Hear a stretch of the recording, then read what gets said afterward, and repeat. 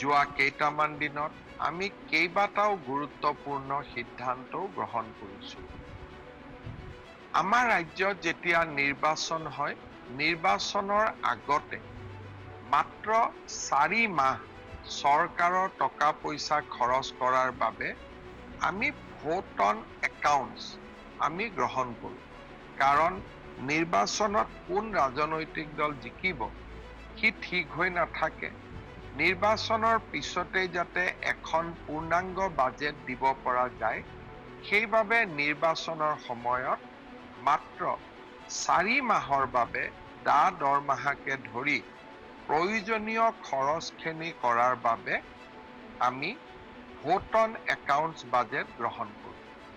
নিৰ্বাচিত চৰকাৰে আহিয়েই এখন পূৰ্ণাংগ বাজেট দাখিল কৰে। অহা 6 জুলাইৰ পৰা অসমত বিধানসভাৰ অধিৱেশন আৰম্ভ হ'ব আৰু পূৰ্ণাংগ বাজেট আমি জুলাই মাহত গ্ৰহণ কৰিব পাৰিম। আমাৰ আই মাতৃসকলে বিভিন্ন উন্নয়নমূলক আঁচনিৰ লগত যোৱা মাহটোত নিজকে জড়িত কৰিব পৰা নাই। কাৰণ আমাৰ ভোট অন একাউণ্টছ বাজেটৰ বাবেই আমি এনেধৰণৰ উন্নয়নমূলক কাম কাজসমূহ কৰিব পৰা নাই।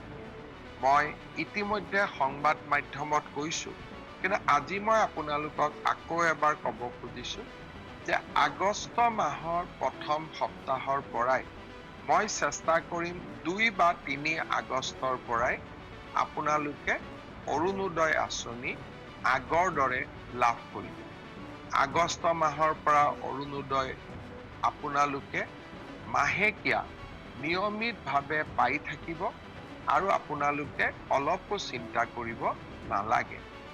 সেই ধৰণে আমি যিটো কম দামত চেনি বা দাইল দি আছিলোঁ, সেই আঁচনিখনো আমি আগষ্ট মাহৰ পৰাই আৰম্ভ কৰিম।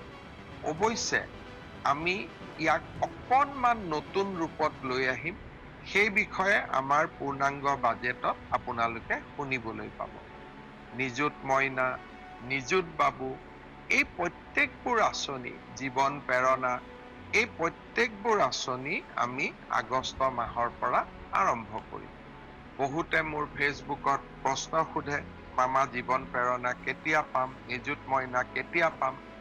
আমি গোটেইবোৰ আঁচনি আগষ্ট মাহৰ পৰা আপোনালোকক দিয়া ব্যৱস্থা কৰিম আৰু তাৰ পিছত সমগ্ৰ সময়ছোৱাত আপোনালোকে এই আঁচনি নিৰবিচ্ছিন্নভাৱে পাই থাকিব। এই আঁচনিসমূহ চলি থকাৰ লগতে আমি অসমৰ বাবে গ্ৰহণ কৰা ডাঙৰ ডাঙৰ আঁচনিবিলাকৰ কামো এই সময়ছোৱাত আগবঢ়াই লৈ গৈ আছো। শ্ৰদ্ধাৰ ৰাইজ, বিগত নিৰ্বাচনত মই প্ৰতিশ্ৰুতি দিছিলোঁ যে আমাৰ ৰাজ্যৰ যুৱক যুৱতীক আমি 2 লাখ চৰকাৰী চাকৰিৰ সুবিধা দিম। যোৱাবাৰ আমি 1 লাখ চাকৰিৰ সুবিধা দিয়াৰ কথা কৈছিলোঁ। 1,60,000 যুৱক যুৱতীক আমি চৰকাৰী চাকৰি দিব পাৰিম। এইবাৰো আমি 2 লাখ ল'ৰা ছোৱালীক কেনেকে চাকৰি দিব পাৰোঁ, কোন বিভাগত কিমান পদ খালী আছে, পদোন্নতিৰ জৰিয়তে নতুনকৈ কিমান পদ সৃষ্টি কৰিব পাৰি, নতুনকৈ কেনেকে বেটেলিয়ন আদি নিৰ্মাণ কৰিব পাৰি, এই কথাবোৰো ইতিমধ্যে আমি আলোচনা আৰম্ভ কৰি দিছো।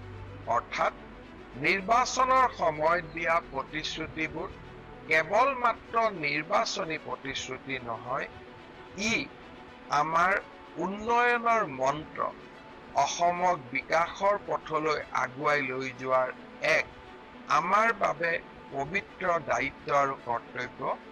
তাক আমি সদায়ে স্বীকাৰ কৰোঁ আৰু অসমৰ ৰাইজৰ বাবে আমি এনেকৈ নিৰলস আমি কাম কৰি গৈ থাকিম।